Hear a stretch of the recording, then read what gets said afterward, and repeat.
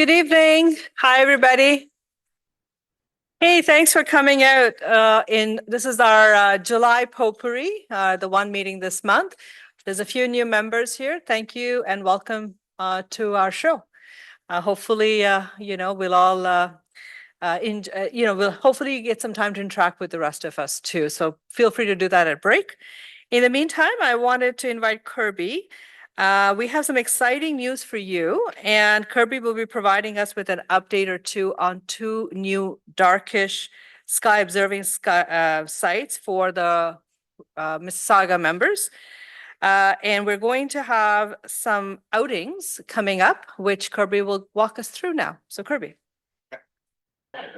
Okay, let's try this again. So our members go observing all the time in small numbers, small groups, onesie twosies, places they like to go in the countryside. All good. That's going to keep happening, and that should keep happening.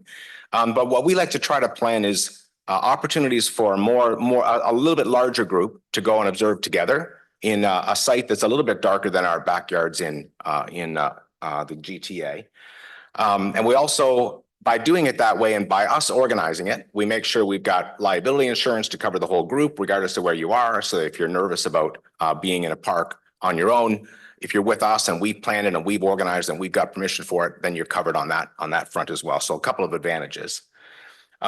So most of us live in the GTA and pretty dark, polluted skies. And so our observing committee looks for what we call darkish sky sites, places about an hour's drive where we can get quite a bit darker skies, not really dark like way up north, but those sites require to stay overnight somewhere and a much bigger effort to get to really dark skies.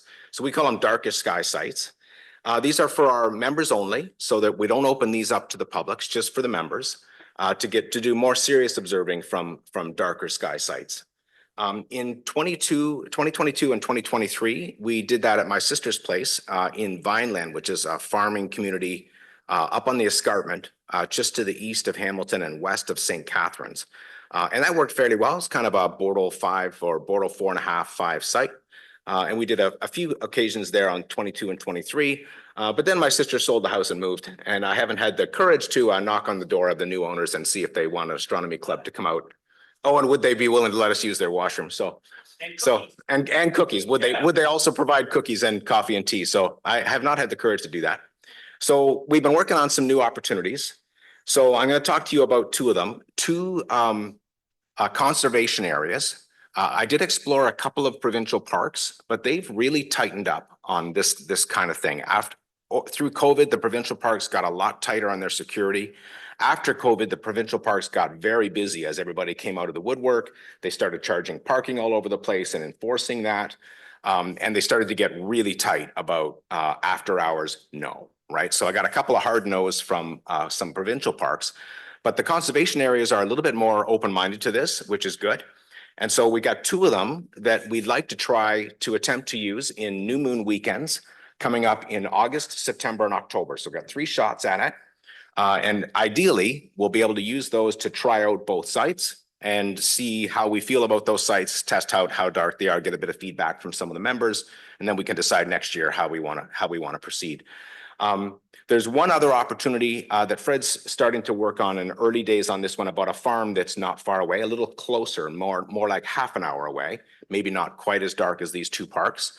But that could be a good option too. So early days on that one, Fred's starting to explore that. He and I will work on that one as well.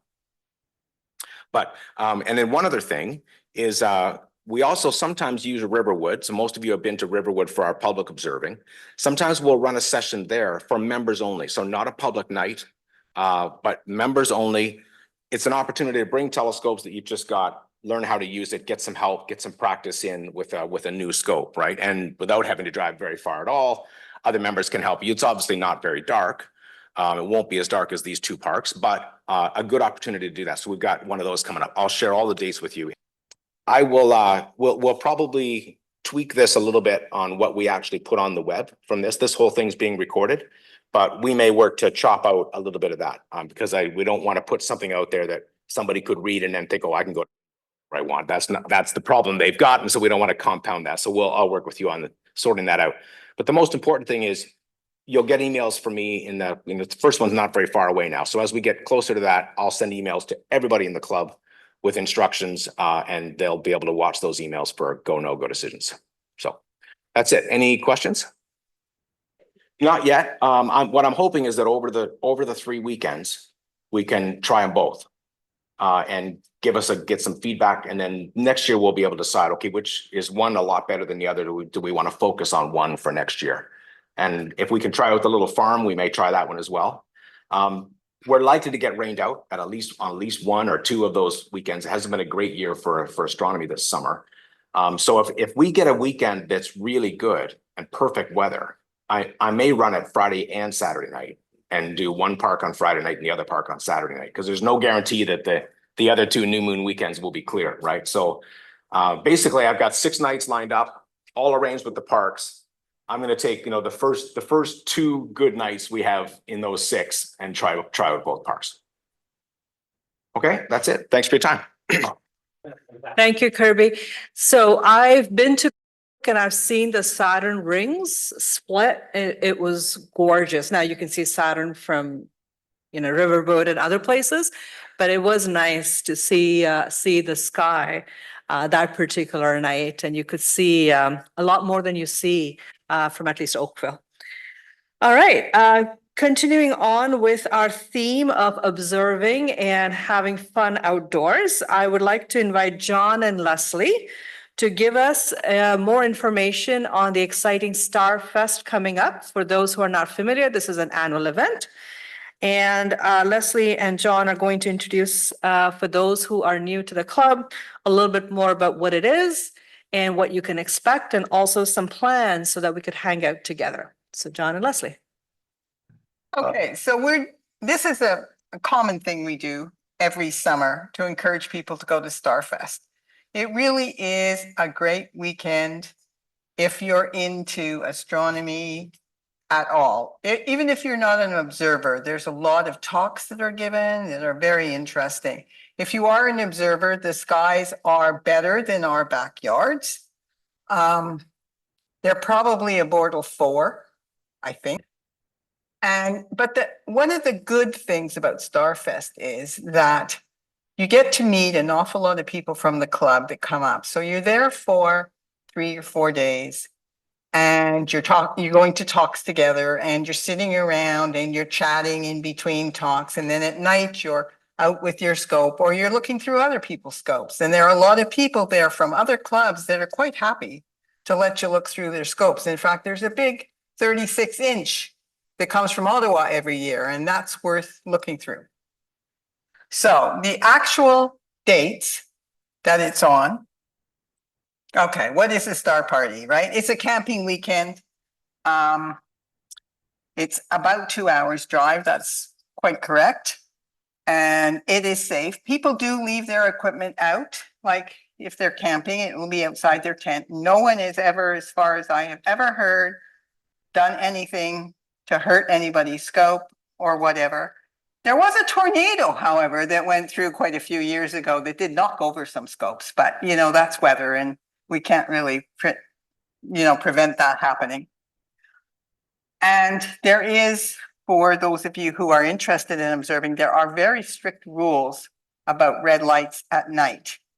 And if you don't use a red light, or if you turn on your car lights and you haven't put red paper over your car lights, you will get yelled at and called really nasty names. So you don't do that.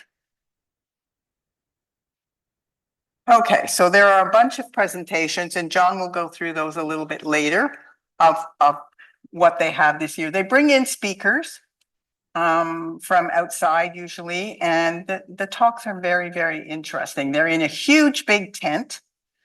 And people go down and they, spend the time there, and then they chat. Outside the tent, they have vendors that come and have equipment for sale and also to demonstrate. So there's a lot of just things that are very interesting if you're into astronomy. They do have a swap table well, not a swap table. They have a things that people want to sell if you want to buy things there.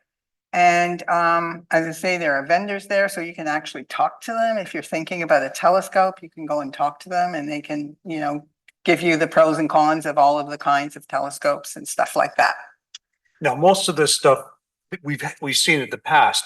We assume that it's going to be, this year won't be any different than the rest as far as all of these activities and neat things. So We do assume yeah, that, we but do assume.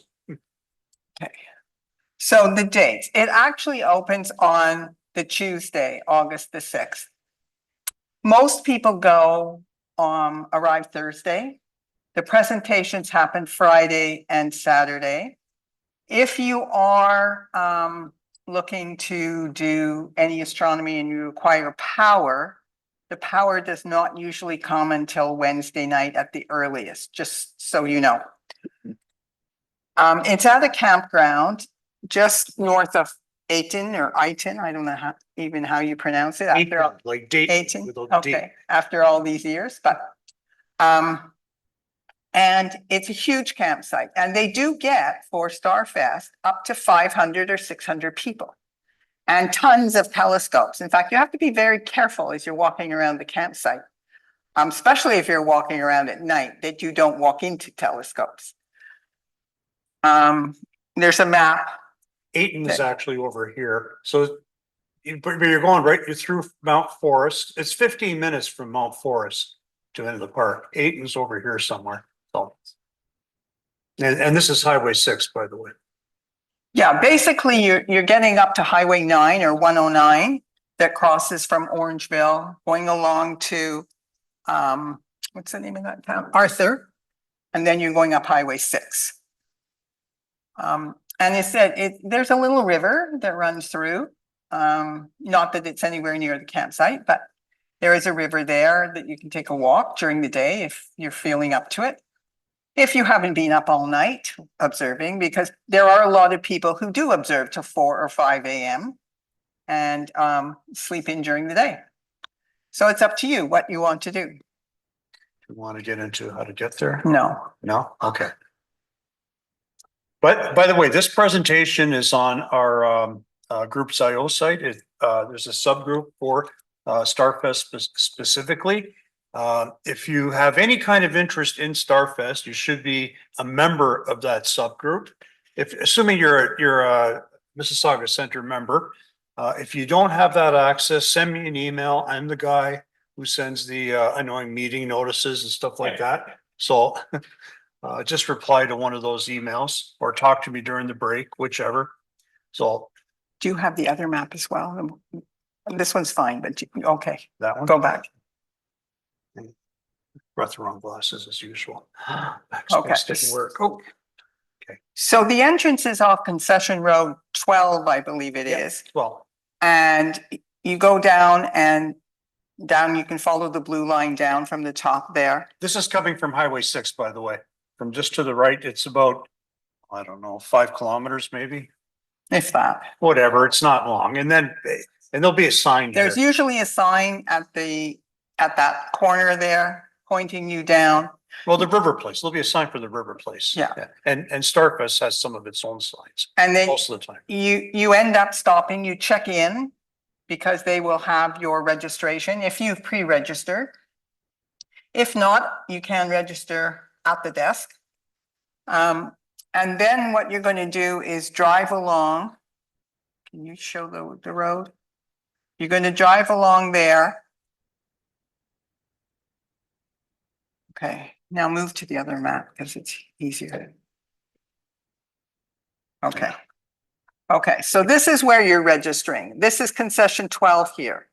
You're coming down here, you register here, and you follow along. Up here is the area where if you're coming for the day and you want to leave your car, that's where you leave it. It is also the site that Niagara Center uses, so you should see big signs for Niagara there. And then you come along here, and here the road kind of, there's a four-way, a fork. What you want to do then, and this is where it gets a little bit tricky, you want to go here. You can see, well, I don't know if you can see it on the screen. There is a dirt path a dirt road if you want. It's grass actually with. Grass with wheel tracks on it. Yeah. And you want to take that around because we normally camp around here. The main tent. The main tent is down here, big white tent. That's where all the lectures are held and where the Saturday night banquet is held. But we are in this area here. We will have our signs out. They'll be on, one of them will be on my car somewhere. And hopefully you can find us. What we do is, the group of us that arrive on Thursday, we try to scout out some area and we park our cars not too close together. And then as more people arrive, we move the cars closer and you get the extra tents put in. If you arrive by Friday, a late Friday, the chances are that this area that we kind of tried to commandeer, you can't really commandeer it. If someone else wants to stay there, you have to let them stay there. But this area is probably full, but there is areas up here and on the other side of the dirt road. Dirt road goes down here, in here, that are close by, that are populated later in the weekend. So hopefully we can all get together. I mean, that's the point of it is it's a social event. The point is that you're going to be with your friends and you're looking at telescopes and enjoying the talks and everything together. Like in the past, we have some of our people along here as well. So we're kind of mostly we're concentrated around here. And yeah, and by the way, this is the tent. This is it's set up like an auditorium most of the time, where it holds maybe 300 people, I would think, 400 people. And over here is a building that includes bathrooms, showers, things like that. There's you get food here pretty much from early in the morning to late at night. There's a pool here. So there's even washers and dryers. So we roughing, and there's porta potties all over the place with hand washing stations too. So pretty much, and to walk from here to the tent is about 90 seconds, maybe. To walk from here all the way down, in case you parked in the, you don't want to pay the camping fee, you pay just the parking fee only. This will take you about 15 minutes to walk this distance here for an average person's walking speed. Five. No, What's that? 5. That's Fred speed. Yeah, right. Okay, Fred. Okay, this is just another picture. You can see the big tent there. And This is probably us concentrated here. yeah, Here, all along here. yeah, you can see that. Can I use? Sure. You can see this is the dirt road coming in. You're coming in here, you're coming in here. You see this tree. Here's the dirt road. And the dirt road then turns and comes down here. So we are trying very hard to be right in that corner. And this is kind of the overflow area here and here. So you're close enough. I mean, you're just across the road. And by the way, we've had many times that we've had new people that said, yeah, they'll find us. And, you know, we see them, you know, the next day, sorry, we couldn't find you. So. But we will put a sign up on one of the cars and just look for that. Okay, so the fees, in case you have not yet registered, for individuals, it's now $105. For families, $150, and for youth is $45. We're past July 12th, so the discounts no longer apply. And these are only the Starfest fees only. There's still the camping fees Yeah. on top of this.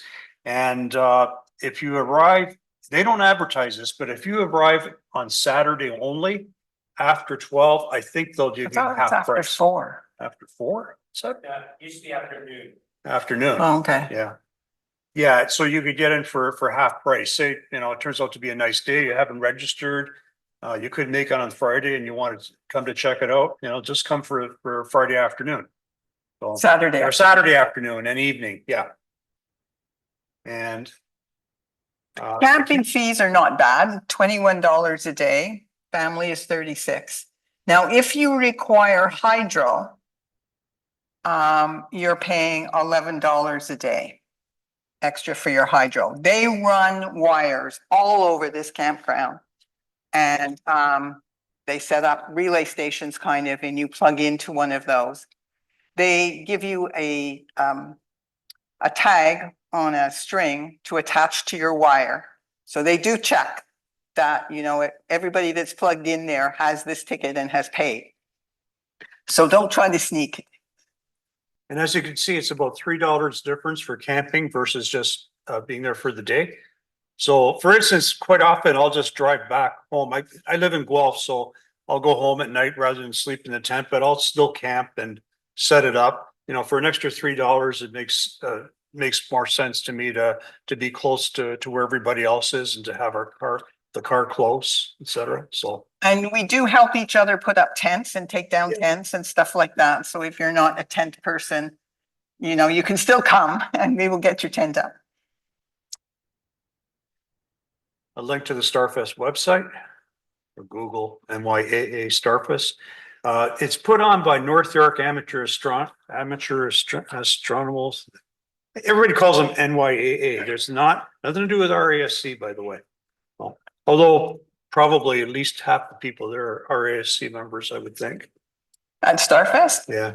Oh, more than half. Yeah.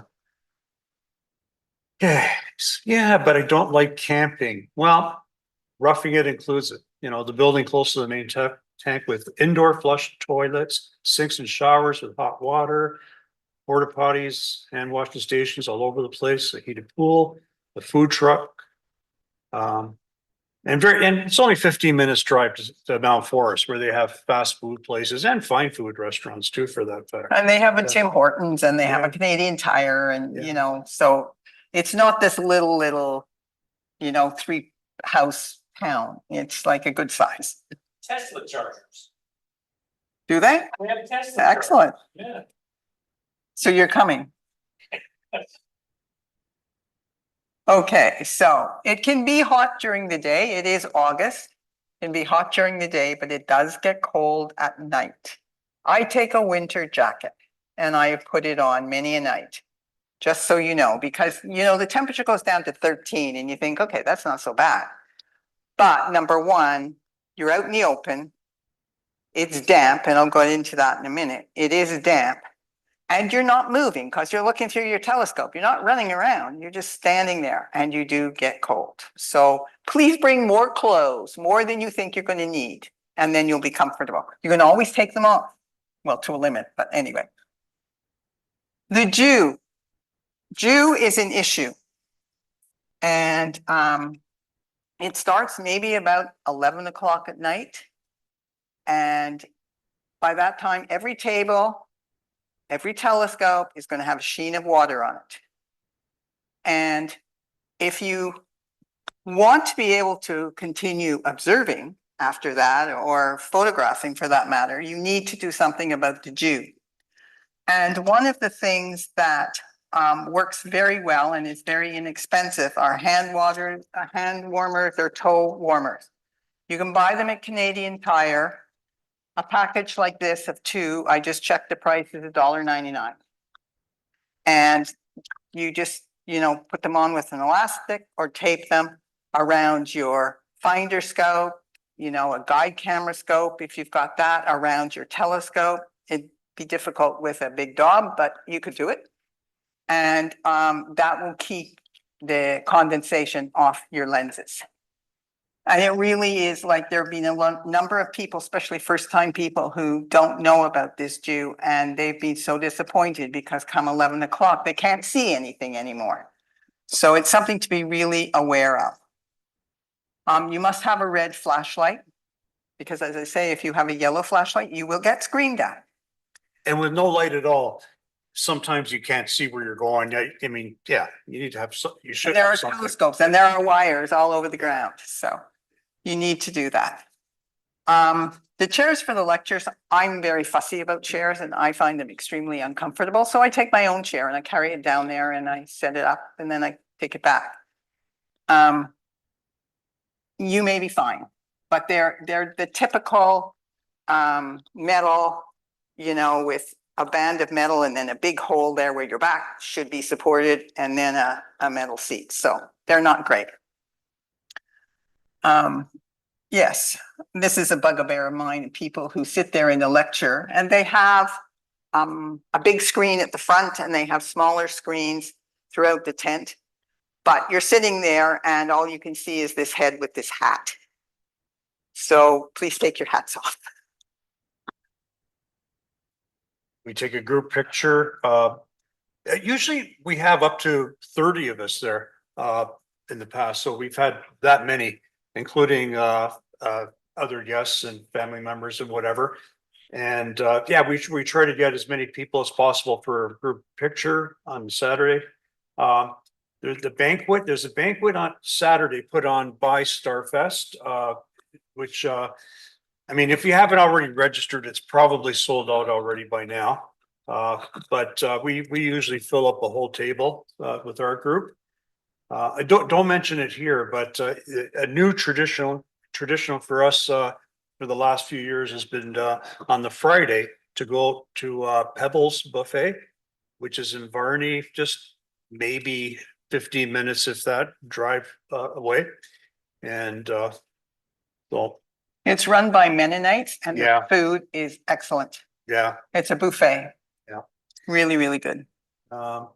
Also on the Saturday night, after the keynote talk is finished, we have a raffle draw. Let that go away. Okay. With lots of really, really great prizes. And we've had major prize winners, two from our club that I know of, 2 or 3, where people have won a whole telescope. And so anyway, really cool. But you have to be there to claim your prize. Or if you're, outside setting up, you have to have someone that will call you and you have to run like heck to be down there. And Chris Malicki proved that you can do that because he's usually out setting up and he runs back as fast as he could. And he made it the one time, I think, that he won a prize. Yeah, there's not much happens on the Tuesday, Wednesday, and Thursday.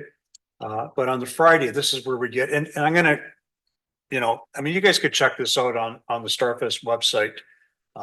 But generally speaking, there's minor talks throughout the day. Some are more interesting than others. The main talks are at 7 or 8 p.m. on the Friday. And Saturday, same thing, talks throughout the day. There's the banquet. And then the keynote talk is at 7 p.m. This is, can't even remember what that is. See it every year, to bring home the bacon. I can't It's remember. like an accomplishment that someone's made, especially with research. Yeah, It's just to sort of recognize somebody. yeah. And this is some of the keynote speaker, Sarah Seeger.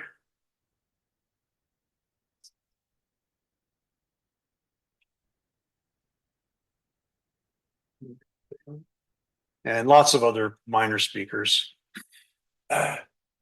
Lots of photos there. I was going to show them, but I don't think we really have time for that.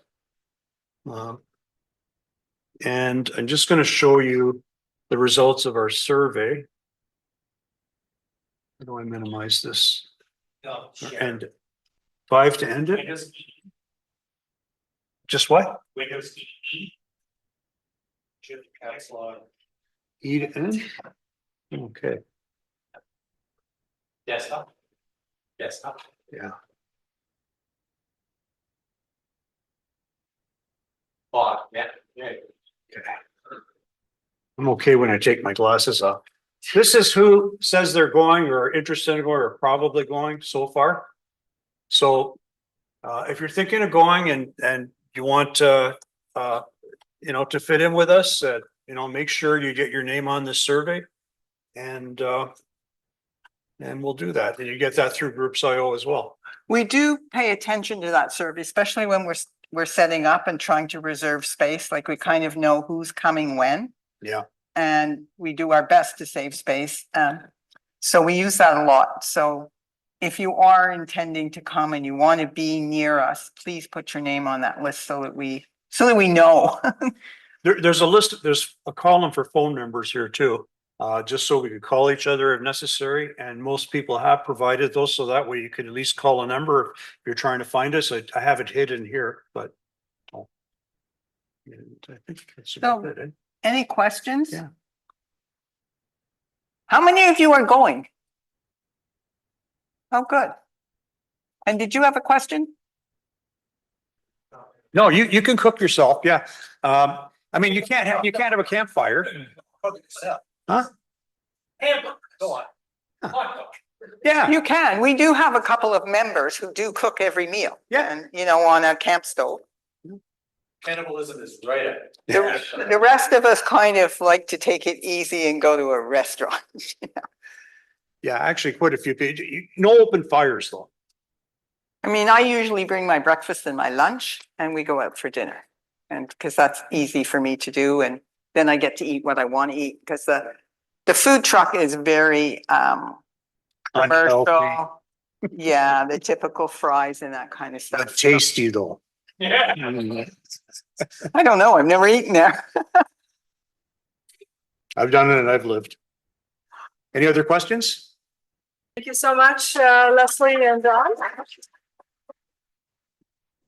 All right, so from a due perspective, I can tell you, I've only been there once. It's fabulous. If you'd like to go, if you haven't been, it's beautiful. But from a due perspective, I can tell you a story. My telescope got so much, I didn't realize it had dew on it.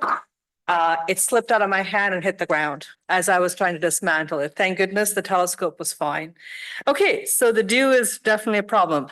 With this, I'd like to invite Randy, who is going to give us a talk on the Apollo 11 moonwalk and the story of film. Randy. Sorry. Okay, so I was in grade 6. The 6 months before the moonwalk, I really got interested in Apollo. And so by the time July came along, I was a real gobbling up everything I could, making models and stuff like that. And I guess for the last 55 years, I've continued to just learn as much as I can about the mission. So just a quick summary. The 3 astronauts took off on the 16th. 55 years ago today, they went into orbit around the moon. Armstrong and Aldrin landed at 4:16 in the afternoon on July 20th, left the next day after only being on the surface for about 21 and a half hours. For the moonwalk, it began at 10:39 when they opened up the hatch, and Armstrong was on the moon about 20 minutes after that. And the end of the moonwalk was about 1 o'clock in the morning, so only about 2.5 hours. What's really interesting is that the timeline had them running the moonwalk at 3 in the morning. And once they landed on the moon, Armstrong got on the radio and said, "Can we move the moonwalk up several hours?" He knew that it would be important for them to put it in prime time. So I still fell asleep during it anyway. So they were only on the moonwalk was only about 2.5 hours, and they landed back on Earth on the 24th. I put this picture in because I think it's very cool. If any of you are familiar with Yusuf Karsh, he was a Canadian photographer. What would you like a portrait? Thank you. Yes, the famous picture. I think this picture must have taken place in December 69 because the 3 astronauts did go to Ottawa and they did appear in Parliament and all that. So it's probably when that picture took place. All right, so I want to talk about the photos. The camera that they used was a Hasselblad, which is a 2x2 inch format film. The mission, they took 4 of these cameras. They took 1,400 plus pictures on 9 magazines of film. The weird thing is they didn't call them magazines 1, 2, 3, 4, 5. They gave them letters, but they only started at like K. So it's KLMNOPQR, and we're talking about magazine S. So it's very strange. The neat thing is all of these pictures that were taken on all of the Apollo missions are online, and you can get really high resolution views of them. So the Hasselblads, they had a little control on their chest which would control their backpack and communications. And then they just mounted the Hasselblad right on that. So they didn't look through it. They had to learn how to point it like this. And they would actually take rolls and rolls of film when they practiced for the mission.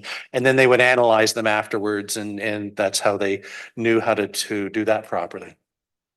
So the Hasselblad film had a removable magazine. This holds over 100 photographs, so you can imagine how much film is in there.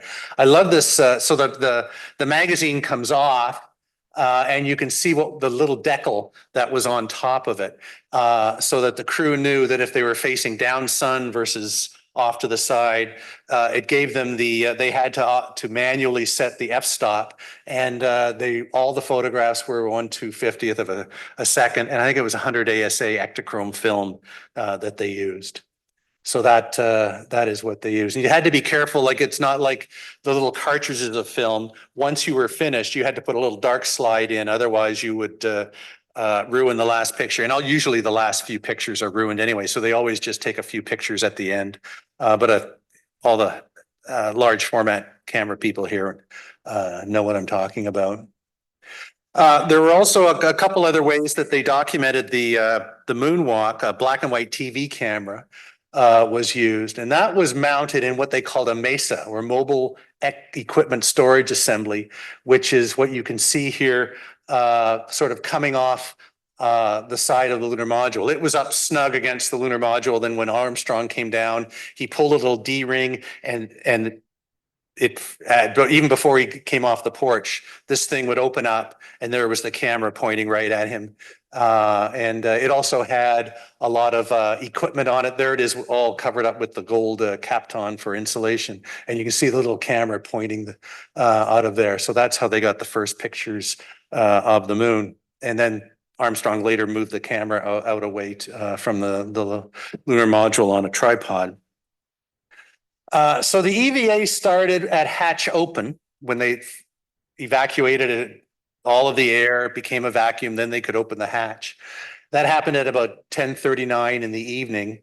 And I wondered if the moon was still up when that happened. I've never really looked before. So I did go and look to see, and there you can see moon and the moon and Jupiter low in the western sky at about 10:39 in the evening on July 20th.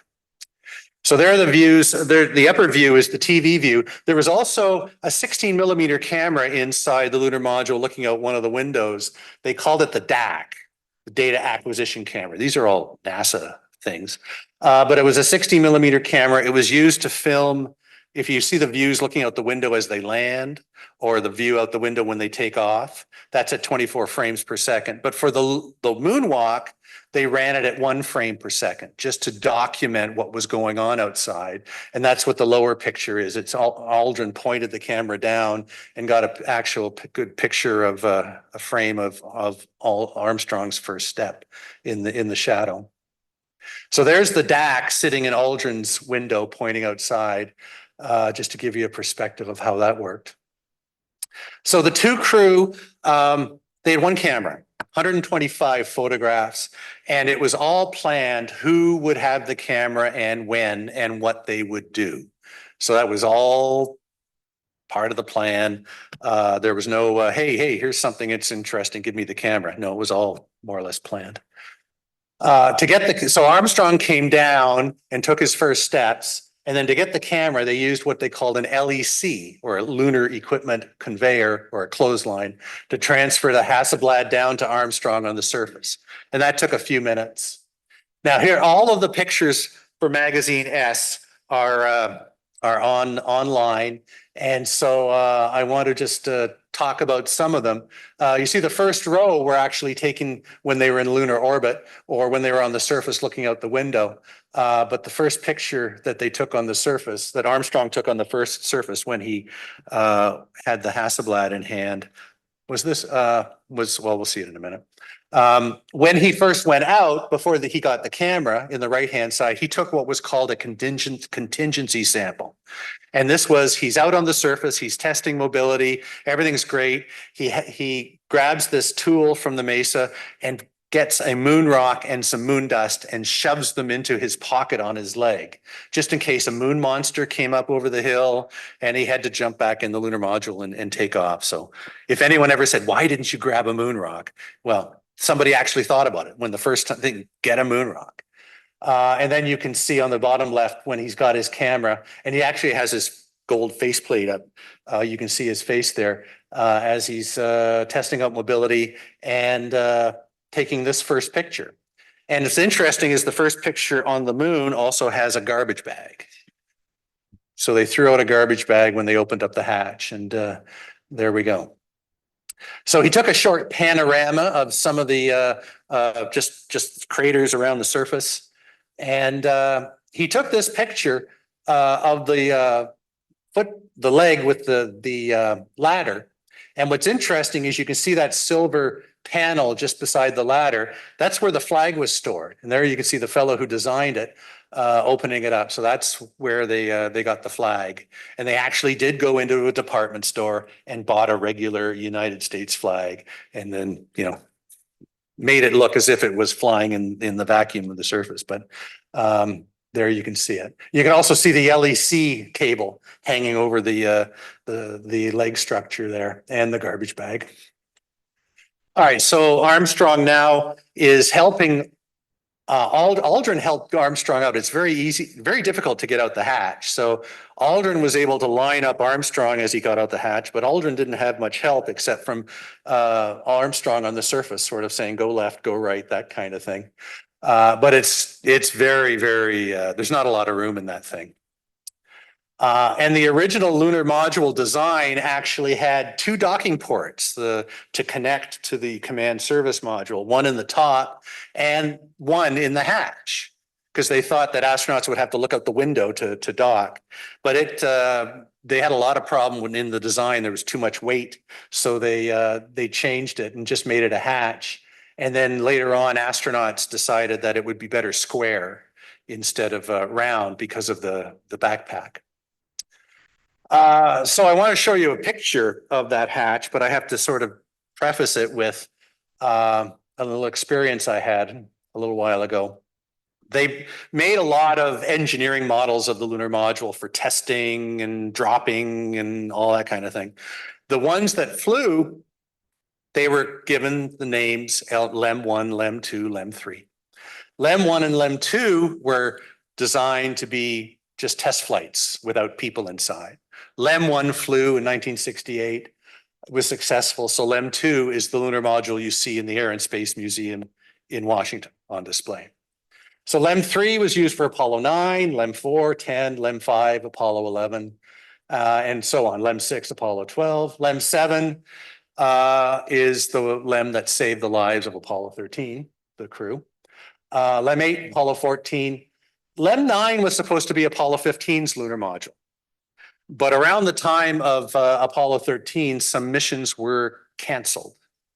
And the lunar modules that actually were landed on the moon stayed for 3 days and had a car and everything. They were designed a little bit bigger. They had more storage for supplies and stuff. So Apollo 16 was supposed to be the first 3-day stay on the moon. That went to Apollo 15. So they got LEM 10.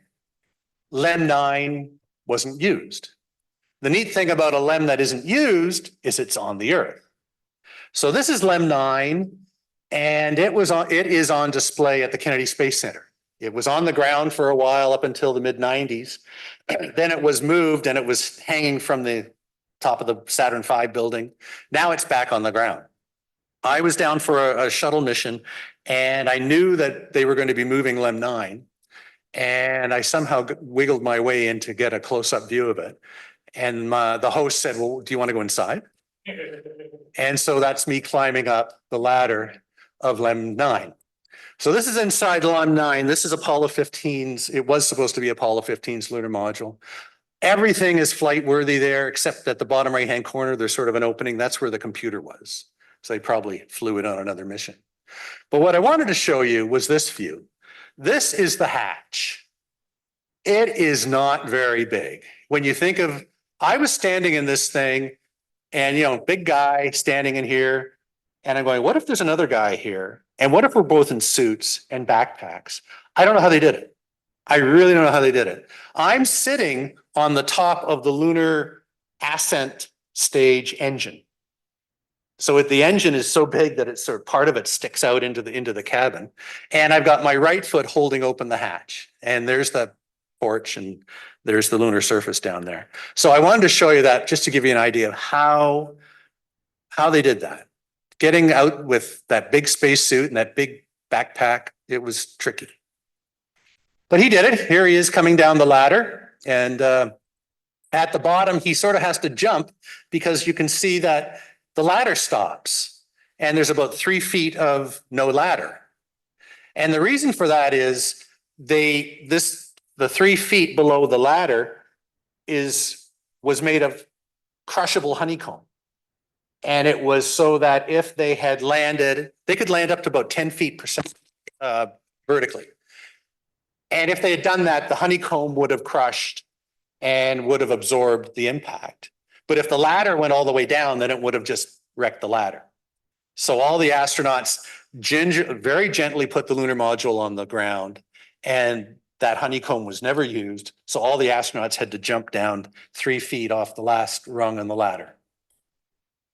And on the ladder was a plaque. So here's a picture of the plaque. And there are the astronauts as they read the plaque, part of the mode of the moonwalk.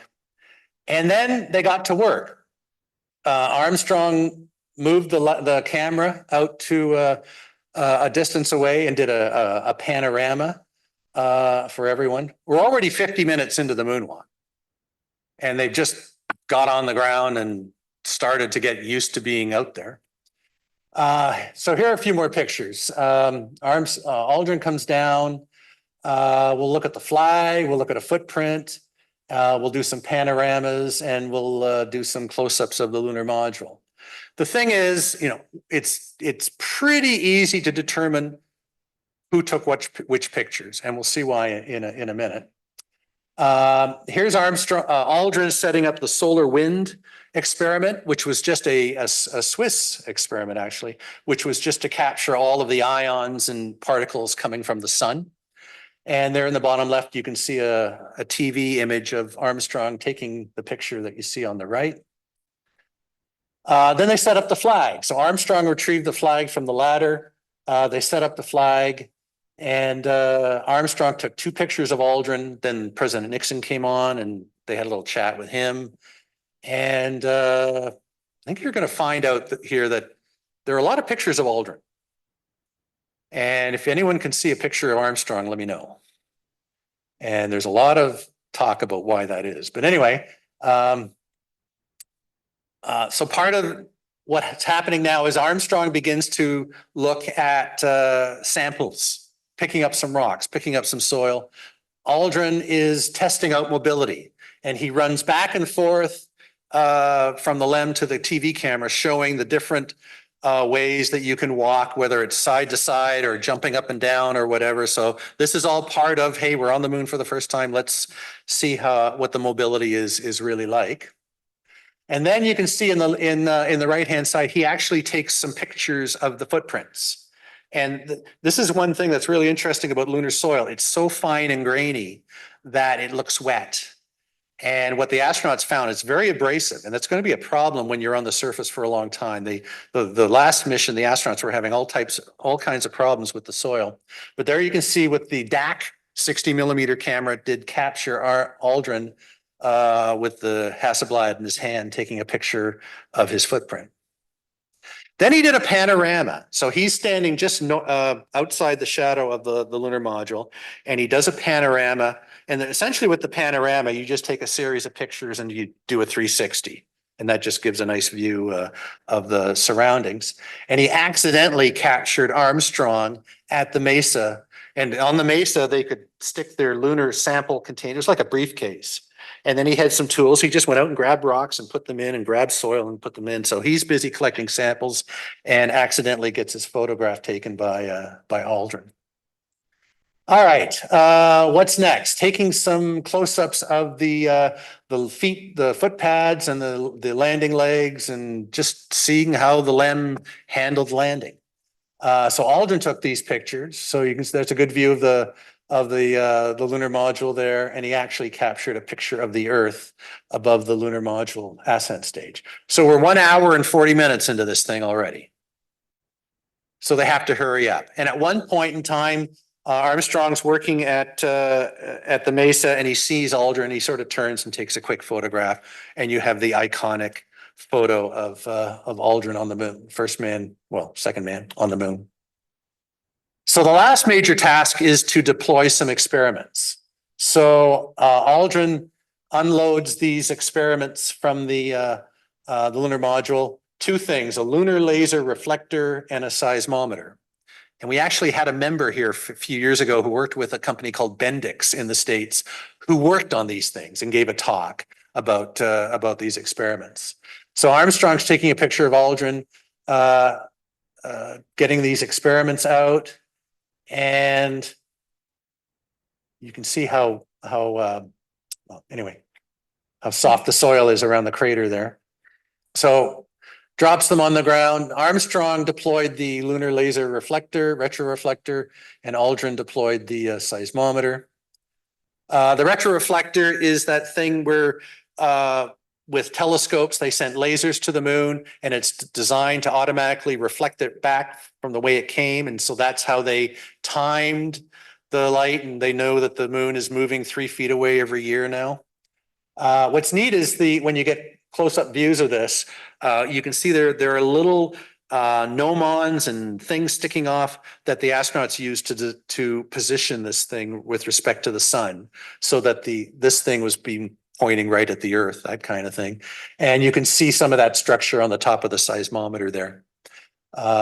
Angle with respect to the sun, and that's an antenna sending the information back to Earth, which of course had to be pointing in the right way. So there are the experiments set up. We're 2 hours into the moonwalk. The last thing that happened is Aldrin went back to the lunar module to start the end of the moonwalk activities. And Armstrong, you can see him in the TV, just running like a madman to this crater that he flew over at the end. They called it Little West Crater. And so he also took an interesting long distance picture of the lunar module. The last thing was taking a core sample, which is a hollow tube. Aldrin uses a hammer, hammers it into the ground, pulls it out, and it gives you an idea of the soil over a few feet into the ground. Collects the solar wind experiment and goes up the ladder. And Armstrong takes a few last pictures of the film. And I'm not sure, I think he might have just thrown away the camera at that point and put the film magazine into one of the bags that went up in the lunar, but they had to do the whole thing again. Aldrin's up in the lunar module. Armstrong's on the ground. They're using the lunar equipment conveyor to get all the rocks up and all the film and all that other stuff. And Armstrong goes up, and the hatch is closed after 2.5 hours. So what I think is a rushed first moonwalk. But again, there are a lot of unknowns. They had specific things that they had to do. What's interesting is you place place the lunar landing site on a baseball diamond, and they didn't really go that far away. What's neat, I really want to show you this. If you look just above the seismometer, you see a little red thing, a little red line. Everyone see that? There was a protective cover on the lunar retroreflector, just like you'd have on your laptop or something, a protective thing that he peeled off. And that's what that is for the lunar retroreflector. But the weird thing is, when I saw this, I thought, what the heck is that? The discarded cover from the lunar retroreflector shows up really well in the lunar reconnaissance orbiter shots of the lunar surface. So you can see the two experiments, you can see the discovered cover, you can see the Little West Crater that Armstrong visited, and where they walked made the lunar surface darker. So that's just a quick look at that. If you want to follow some of the mission, we had a fellow here, Ben Feist, a few years ago, who gave a talk about a website that he made called Apollo in Real Time. So you can open this up tomorrow afternoon and just go follow along with the lunar landing, because it'll take the time of day and the date and just coordinate. And he's got pictures, he's got video, he's got everything. So I'm sorry, that was a little rushed, but I wanted to share that with you. So thanks very much. No. Well, the retroreflector probably is. Yeah. It's just a matter of over time if dust collected or whatever, but yeah, there's no reason why it doesn't still work. Yeah, what's the Big Bang Theory? Was that always a clothesline? Or did? No, they realized that they could just have them in a bag and just carry them down. Okay. Oh, yeah, and the first suits were a little bit cumbersome. But by the time Dave Scott on Apollo 15, he would grab something and he'd jump and he'd be halfway up the ladder and, you know. Were they shielded? Because the pictures are amazing. Just to be shielded to keep cosmic rays in there, affecting the film emulsion. Yeah, that's a good point. I've also thought about heat, but they must have done something. They wouldn't have been out on the exposed to cosmic rays that much. But yeah, good question. Definitely. Well, they got back through Van Allen belts in the spacecraft. Yeah, but that's only like a couple minutes. Yeah. No, Armstrong's just an incredible photographer. I mean, it was amazing. You gotta love that pro. Oh, yeah, really. Val, do you have a question? No? Yeah. Just super conservative. Well, you plan something like this where we think this is through all of our simulation and everything, we think that this and this and this and this will be. But they were always, I've got a video of the moonwalk, but it also has the flight controller track on it. And they're going back and forth and, you know, do you think we should shorten it? And they're just super conservative. So yeah. But after that, the next mission, 2 days on the moon, 2 EVAs, totally different. Oh yeah, each astronaut had a camera in the next one. But the problem was they couldn't tell who was who. So after that, they gave the commander a red armband so you could tell who was who. Apollo 12, they look at the picture. Is that Bean? Is that Connor? I don't know. They all look the same, right? All right, thanks a lot. All right, we're a little bit tight on time. I'm just going to take a quick vote if anybody needs a break. If we do, then we can go for a break. Otherwise, we'll go to the next agenda item. Anybody wants a break? We're going to continue on. Is that okay, Alan? Fine by me. Okay, cool. All right. So the next on the agenda is something I'd like Val to come up to, if that's okay. All right. So we're going to go straight to the Special Project Award. Our awards were presented at the picnic. However, we wanted to take the opportunity to present an award to a very special member who was not able to attend the picnic. This award is going to a team of people. It's for putting together a successful Mississauga Center eclipse expedition to Quebec. Well in advance of Eclipse Day, these 3 individuals invited Mississauga members to join up in an expedition to travel to a favorable location for observing the event on April the 8th. They tirelessly worked to book and cancel hotels in various locations, organize transportation, modify plans based on weather considerations, and as well as hold regular meetings to ensure that all participants involved were informed and engaged. Their motto was "Failure is not an option." As a result of their efforts, 10 very happy Mississauga Center eclipse chasers were able to successfully observe the total solar eclipse in Quebec under a perfect clear sky. It is for this reason we would like to invite John to come up. We have presented the award to Ron and Fred at the picnic, but we wanted to make sure that John received this award. So a hearty congratulations.